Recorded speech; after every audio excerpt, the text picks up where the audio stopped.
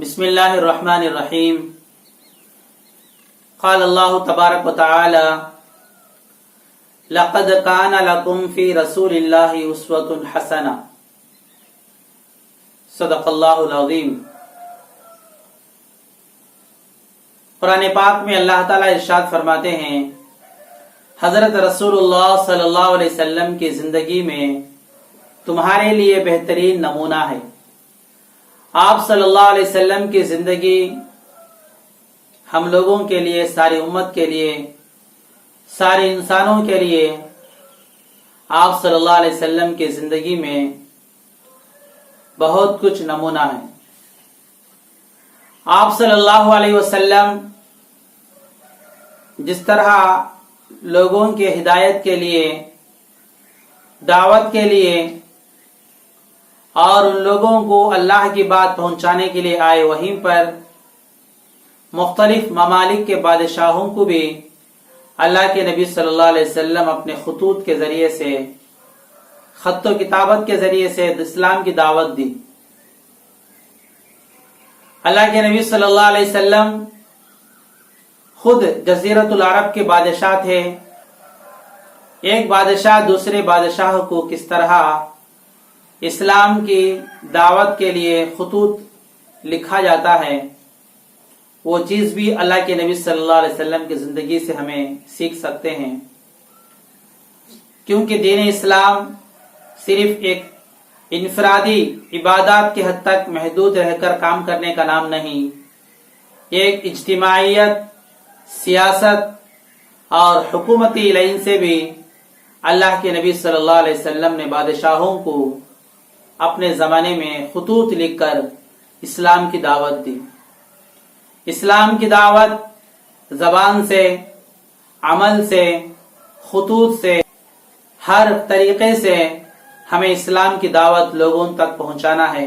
Social media سے بھی اسلام کا پیغام لوگوں تک پہنچانا ہے. تو اللہ کے نبی صلی اللہ علیہ وسلم کے جو خطوط ہیں، ان خطوط کو عام طور سے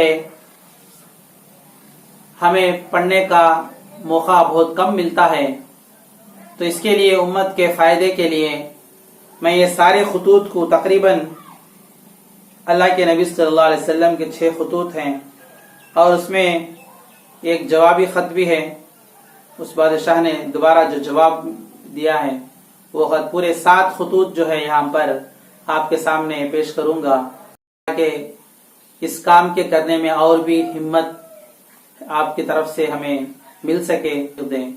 اب ہم شروع کرتے ہیں ہمارے نبی صلی اللہ علیہ وسلم کے خط کو. حضرت رسول اللہ صلی اللہ علیہ وسلم کا خط شاہ ہرقل قیصر روم کے نام. بسم اللہ الرحمن الرحیم. من محمد رسول اللہ الى ہرقل عظیم الروم سلام علی من اتبع الہدى اما بعد فإنی ادعوک بدعایت الاسلام اسلم تسلم یؤتیک اللہ اجرک مرتین فإن تولیت فإن علیک اثم الرسیین ویا اہل الکتاب تعالوا الى کلمۃ سواء بیننا وبینکم اللہ نعبد الا اللہ ولا نشرک به شیئا ولا يتخذ بعضنا بعضا اربابا من دون اللہ فإن تولوا فقولوا اشهدوا بأننا مسلمون. ترجمہ. شروع اللہ کے نام سے جو بڑا مہربان نہایت رحم کرنے والا ہے. محمد رسول اللہ کی جانب سے ہرقل کی جانب جو روم کا عظیم بادشاہ ہے، سلام ہو اس پر جو راہ راست کی یعنی سیدھے راستے کی پیروی کرے. اما بعد، حمد و صلات کے بعد میں تم کو اسلام کے کلمے کی دعوت دیتا ہوں، مسلمان ہو جاؤ، سلامت رہو گے. اگر خدا تم کو دوہرا اجر دے گا، لیکن اگر تم نے روگردانی کی، منہ پھیر لیا، تو تمہاری تمام جاہل رعایا اس کا گناہ تم پر ہوگا۔ اے اہل کتاب، ایک ایسی حقیقت کی طرف آ جاؤ جو ہمارے اور تمہارے درمیان یکساں ہے کہ ہم خدا ہی کی عبادت کریں گے، اس کے ساتھ کسی کو شریک نہ کریں گے۔ خدا کے سوا ہم میں سے کوئی ایک دوسرے کو خدا نہ بنائے گا۔ پھر بھی اگر یہ منہ پھیریں تو تم کہہ دو کہ تم گواہ رہو کہ ہم فرما بردار ہیں۔ اللہ کے نبی صلی اللہ علیہ وسلم نے شاہ ہرقل جو عیسائی بادشاہ تھا اس کے جانب یہ خط کو لکھا۔ اس کے اندر قرآن پاک کی آل عمران کی 63 آیت جو ہے اللہ کے نبی صلی اللہ علیہ وسلم لکھ کر جو ہے بھیجے۔ دوسرا خط حضرت رسول اللہ صلی اللہ علیہ وسلم کا خط کسرا کے نام، اس کا نام پرویزین ہرمزین نوشیروان تھا۔ بسم اللہ الرحمن الرحیم، من محمد رسول اللہ الى کسرا عظیم فارس، سلام علی من اتبع الہدى وآمن باللہ ورسولہ واشہد ان لا الہ الا اللہ وحدہ لا شریک لہ وان محمدا عبدہ ورسولہ، ادعوک بدعایت اللہ فانی انا رسول اللہ الی الناس کافہ لینذر من کان حیا ویحق القول علی الکافرین، اسلم تسلم فَإِنْ أَبَيْتَ فَإِنَّ عَلَيْكَ إِثْمَ الْمَجُوسِ۔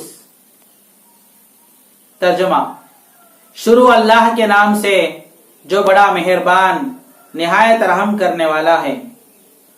محمد رسول اللہ کی جانب سے کسرا بزرگ فارس کو سلام ہو، اس پر جو راہ راست کی پیروی کرے اور ایمان لائے خدا پر، خدا کے رسول پر، اور گواہی دے کہ خدا ایک ہے، اس کا کوئی شریک نہیں، اور محمد خدا کے بندے ہیں اور رسول۔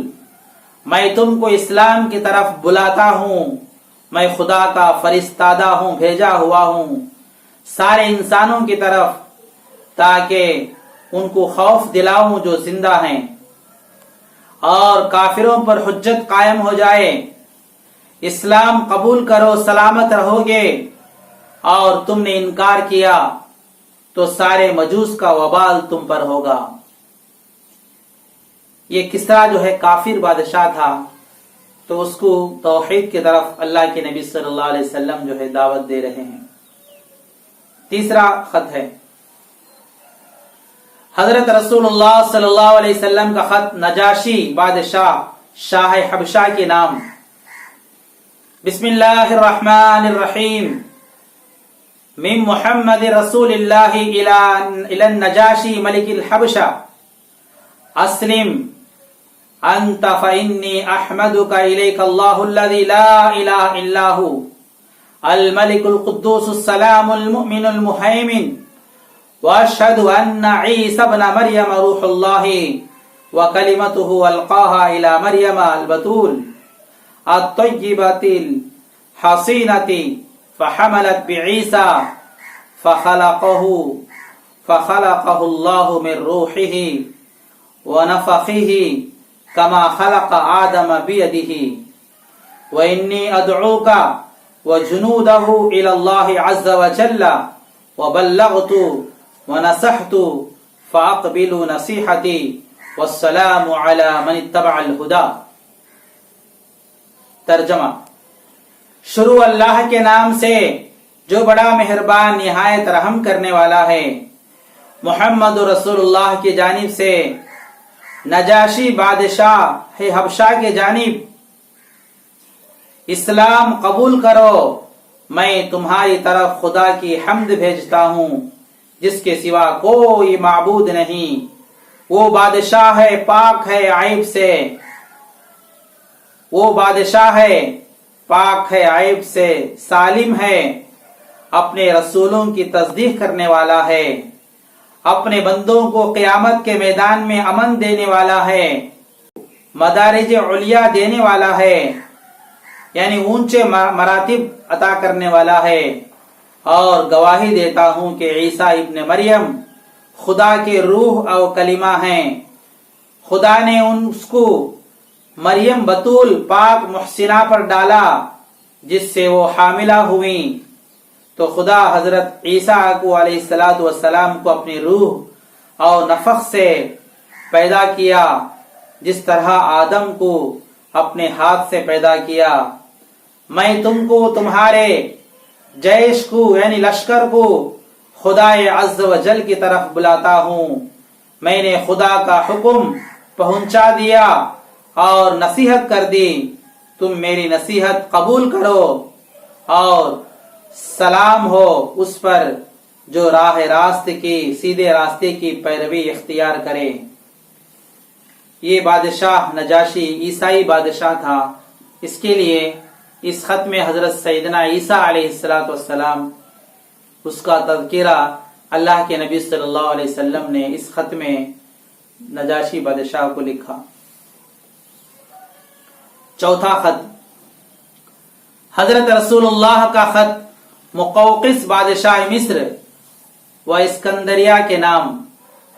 بسم اللہ الرحمن الرحیم من محمد رسول اللہ الى المقوقس عظیم القبط سلام علی من اتبع الهدى اما بعد فإنی ادعوک بدعایت الاسلام اسلم تسلم واسلم یؤتیک اللہ اجرک مرتین فإن تولیت فإن علیک اثم القبط ویا اہل الكتاب تعالوا الى کلمة سواء بیننا وبینکم الا نعبد الا اللہ ولا نشرك به شيئا ولا يتخذ بعضنا بعضا اربابا من دون الله فإن تولوا فقولوا اشهدوا بأننا مسلمون۔ ترجمہ شروع اللہ کے نام سے جو بڑا مہربان نہایت رحم کرنے والا ہے۔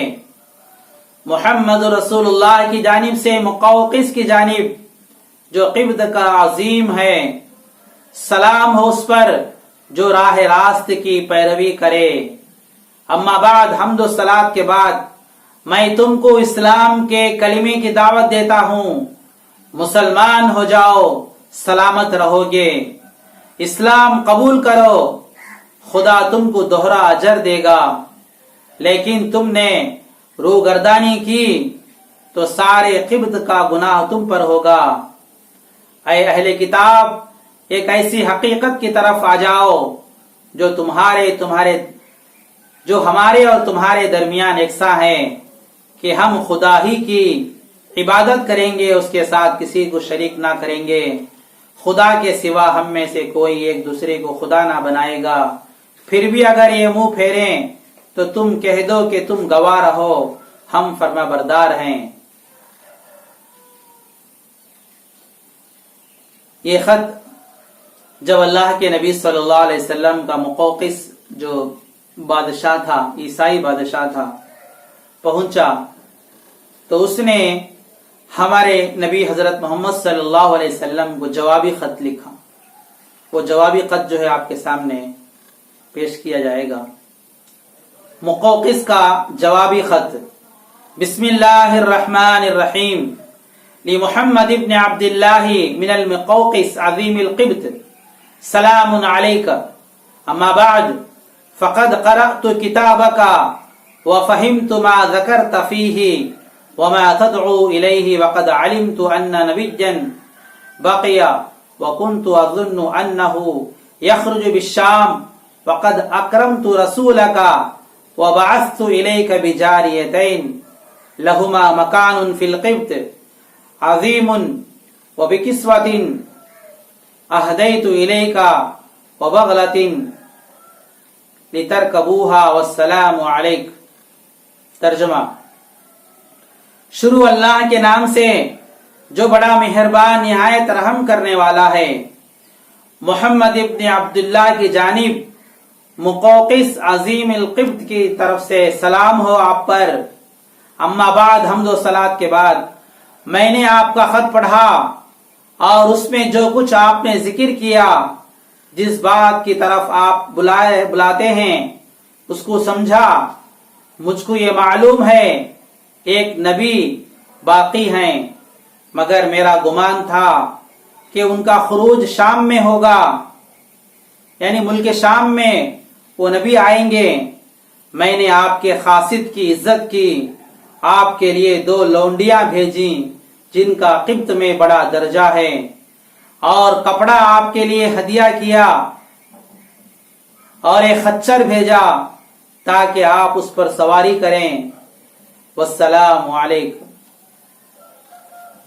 حضرت رسول اللہ صلی اللہ علیہ وسلم کو مقوقس بادشاہ کی جانب سے جواب میں اس بادشاہ نے کچھ ہدایے بھیجے۔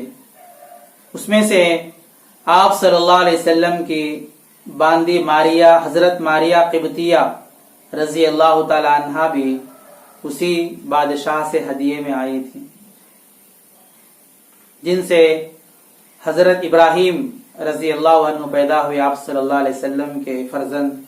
تو بچپن میں ان کا انتقال بھی ہو گیا، تو اللہ کے نبی صلی اللہ علیہ وسلم کے جواب کی اس نے جو ہے عزت کی، اور آپ صلی اللہ علیہ وسلم کے لیے ہدایہ بھی اس نے بھیجا۔ اور 5واں جو خط ہے آپ صلی اللہ علیہ وسلم کا، حضرت رسول اللہ صلی اللہ علیہ وسلم کا خط حوزہ بن علی صاحب یمامہ کو۔ بسم اللہ الرحمن الرحیم، من محمد رسول اللہ الى حوز بن علی، سلام علی من اتبع الہدا، وَاعْلَمْ أَنَّ دِينِي سَيَظْهَرُ إِلَى مُنْتَهَى الْخُفِّ وَالْحَافِرِ، وَأَسْلِمْ تَسْلَمْ، وَاجْعَلْ لَكَ مَا تَحْتَ يَدَيْكَ۔ ترجمہ: شروع اللہ کے نام سے جو بڑا مہربان نہایت رحم کرنے والا ہے۔ محمد رسول اللہ کی جانب سے حوزہ بن علی کی جانب سلام ہو اس پر جو راہ راست کی پیروی کرے، اور جان لو کہ میرا دین وہاں تک پھیلے گا جہاں تک چوپائے گھوڑے جا سکتے ہیں۔ تو تم اسلام قبول کرو، سلامت رہو گے، اور جو کچھ تمہارے اختیار میں ہے اس کا مالک ہم تمہیں کو بنا دیں گے۔ اس طرح اللہ کے نبی صلی اللہ علیہ وسلم نے پورے رعب دبدبے کے ساتھ اللہ کے نبی صلی اللہ علیہ وسلم بادشاہوں کو خطوط لکھتے تھے۔ ایسا نہیں کہ درخواست نرمی، کیونکہ ایک بادشاہ ہیں، پورے اختیارات ہوتے ہیں، جو بادشاہوں کو اسی انداز میں خطوط کو لکھا جاتا ہے۔ اور 6واں خط جو ہے حضرت رسول اللہ صلی اللہ علیہ وسلم کا خط حارث ابن ابی شمر غسانی کو۔ بسم اللہ الرحمن الرحیم، من محمد رسول اللہ الى الحارث ابن ابی الشمر، سلام علی من اتبع الہدا وآمن به وصدق، وانی ادعوک الى ان تؤمن باللہ وحدہ لا شریک لہ، یبقى لک ملکک۔ ترجمہ: شروع اللہ کے نام سے جو بڑا مہربان نہایت رحم کرنے والا ہے۔ محمد رسول اللہ کی جانب سے حارث ابن ابی شمر کی جانب سلام ہو اس پر جو راہ راست اختیار کی اور اس پر ایمان لائے اور سچا جانے۔ میں تم کو بلاتا ہوں اس طرف کہ خدا پر ایمان لاؤ جو ایک ہے، اس کا کوئی شریک نہیں، تو تمہارا ملک تمہارے پاس باقی رہے گا۔ 7واں خط حضرت رسول اللہ صلی اللہ علیہ وسلم کا خط عمان کے بادشاہ کو۔ بسم اللہ الرحمن الرحیم، من محمد ابن عبد اللہ الى جعفر وعبد ابن الجندی، سلام علی من اتبع الہدا، اما بعد فانی ادعوکما بدعایت الاسلام اسلما تسلما، فانی رسول اللہ الى الناس کافہ لینذر من کان حیا ویحق القول علی الکافرین، فانکما ان اقررتما بالاسلام ولیتکما وَإِنْ أَبَيْتُمَا أَن تَقَرَّ بِالْإِسْلَامِ فإن ملككما زائل عنكما وخيل تحل بساحتكما وتظهر نبوتی علی ملککما۔ ترجمہ: شروع اللہ کے نام سے جو بڑا مہربان نہایت رحم کرنے والا ہے۔ محمد ابن عبداللہ کی جانب سے جعفر عبد کو جو دونوں بیٹے ہیں جندی کے، سلام اس پر جو راہ راست کی پیروی کرے۔ اما بعد، حمد و صلات کے بعد میں تم دونوں کو اسلام کے کلمے کی طرف بلاتا ہوں، دونوں مسلمان ہو جاؤ، دونوں سلامت رہو گے۔ میں خدا کا رسول ہوں تمام انسان کی طرف، تاکہ ان کو خدا کی مخالفت سے ڈراؤں اور خدا کی حجت کافروں پر تمام ہو جائے۔ تم دونوں نے اگر اسلام کا اقرار کر لیا، ہم تم دونوں کو تمہارے ملک پر والی رکھیں گے۔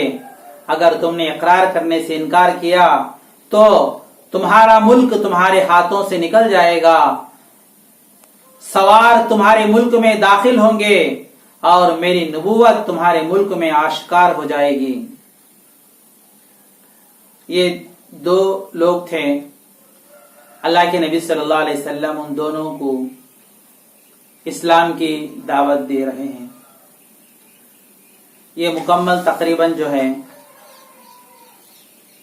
یہ جو خطوط ہیں اللہ کے نبی صلی اللہ علیہ وسلم کے، تو یہاں پر اللہ کے نبی صلی اللہ علیہ وسلم کس طرح پورے رعب دبدبے کے ساتھ اللہ کے نبی صلی اللہ علیہ وسلم بادشاہوں کو خطوط روانہ کیے۔ دین کی دعوت صرف زبان سے نہیں بلکہ خطوط سے بھی، میسیجز سے بھی، سوشل میڈیا سے بھی، یہ سب چیزیں اسلام میں داخل ہیں۔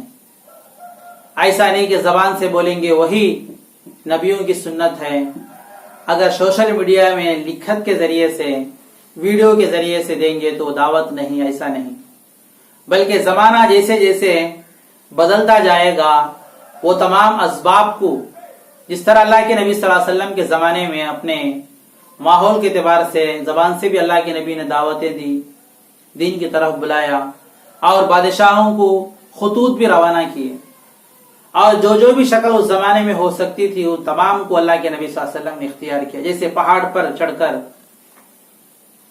کپڑا ہلا کر جو ہے لوگوں کو جمع کرنا، جیسے صفا کے پہاڑی پر اللہ کے نبی صلی اللہ علیہ وسلم نے جمع کیا۔ جو بھی شکل اس زمانے میں تھی وہ تمام کو اللہ کے نبی صلی اللہ علیہ وسلم نے دعوت دین کے لیے اختیار کیا ہے۔ تو آج بھی سب سے بڑا پلیٹ فارم جو ہے سوشل میڈیا کا، تو ہم اس کو ضرور استعمال کر کے ہمارے نبی کے سنتوں کو، اسلام کے حقیقتوں کو، دشمنوں کے جواب کو بھی اللہ کے نبی صلی اللہ علیہ وسلم اور اللہ تعالیٰ کے پیغام کو ہمیں دینا ہے۔ ضرور اللہ تعالیٰ ہمیں اس کا اجر و ثواب دیں گے اور اللہ ہمارے کام سے راضی بھی ہو جائیں گے۔ کام ہمیں کرنا ہے، اللہ سے ہمیں دعائیں کرنا ہے، کیونکہ جو بھی کام کرو اخلاص سے کریں گے ضرور اللہ تعالیٰ اسے قبول کریں گے۔ اب اخلاص دل کی چیز ہے، وہ کوئی ظاہری چیز نہیں، اللہ تعالیٰ جانتے ہیں۔ دعا کیجیے اللہ تعالیٰ ہمارے نبی صلی اللہ علیہ وسلم کے ان خطوط کو ہمیں سمجھنے کی اور ہم لوگوں کو بھی اسلام کا پیغام اوروں تک پہنچانے کی اللہ توفیق دے۔ آمین یا رب العالمین۔